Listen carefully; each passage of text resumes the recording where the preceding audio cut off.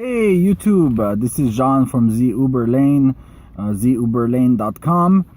And one thing that I left out about my vlog on Sunday is that I had a rider that wanted to come in with his dog in the car. Now I've been doing this for 4 years on weekends, and I've never encountered someone who wanted to take a dog in the car, so this was my first.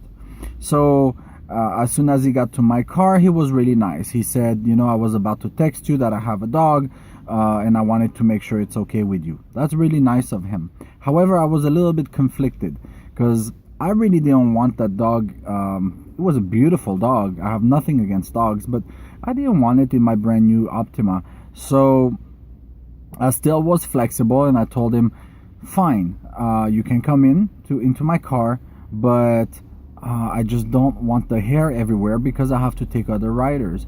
And one thing that he said, I'll put the dog on the floor and I'll hold him real tight. Needless to say, it was a huge pit bull, beautiful pit bull. One of them, I don't know what they're called, but they have the white face with the small ears.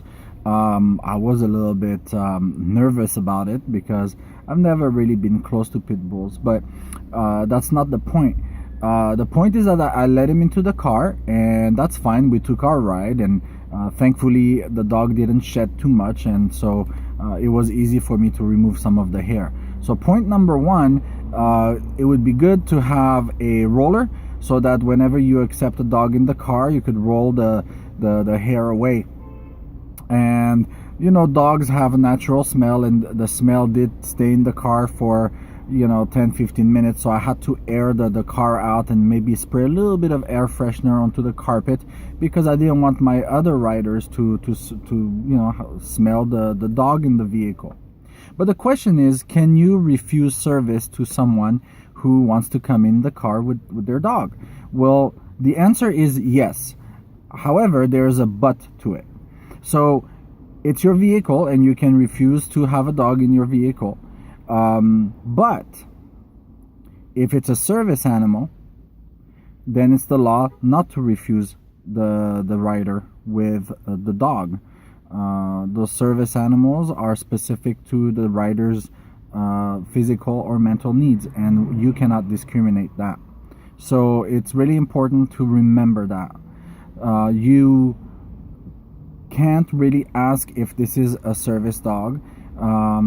I mean, if you do, that's okay, but if they don't have any papers or licenses that shows proof that it's a service dog, there is nothing you can do about it. You have to take their word for it. Okay? So asking your question kind of open-ended without being very specific is also something to remember. That would actually ease the process. If you don't bring up the fact, if you don't bring up a question like, is this a service dog? Well, probably automatically the customer is going to say, yes, it's a service dog, and there's nothing you can do about it. Okay? But be ready for that. You can refuse service to someone who comes in with a dog. However, you cannot refuse service to someone who says it's a service dog. At that point, you have to take them in your car. So be ready for that. Have your roller. You could have maybe a towel or something that will cover the floor while the dog is in the car. Personally, when I have another service dog or another person with a dog, I will use the technique of telling them, please have the dog on the floor, not on the seat. You don't want to damage your seats because they've got the nails, and you don't want the nails to get stuck into the seat. So the floor is the safest way, in my opinion. Have a little bit of air freshener because of that natural scent, so you don't want that scent to stay in your vehicle. And yeah, I mean, that's something I had never experienced before. It bothered me at first, but I know that I'm gonna get more people with their little dogs, and hopefully, as long as they respect the rules inside the car, then I'm fine with it.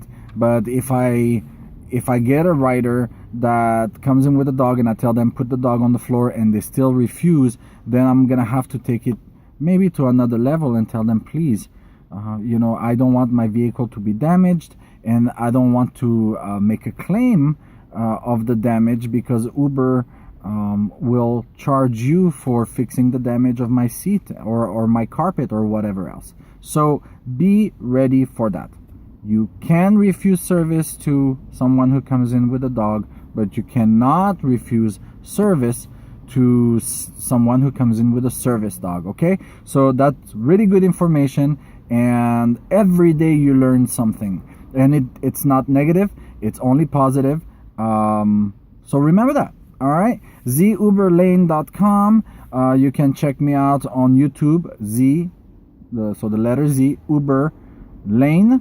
And don't forget, if you want to drive for Uber, go to uber.com, click on become a driver, and put in referral code 4499, P as in Paul, O as in Orange. You'll get a sign-in bonus, and of course I get a referral bonus, so we help each other out that way.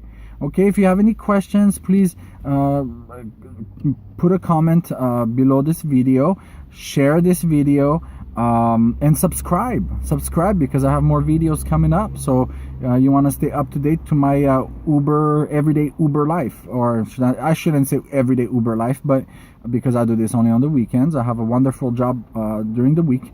So yeah, all right, so subscribe, like it. See you later. Bye guys.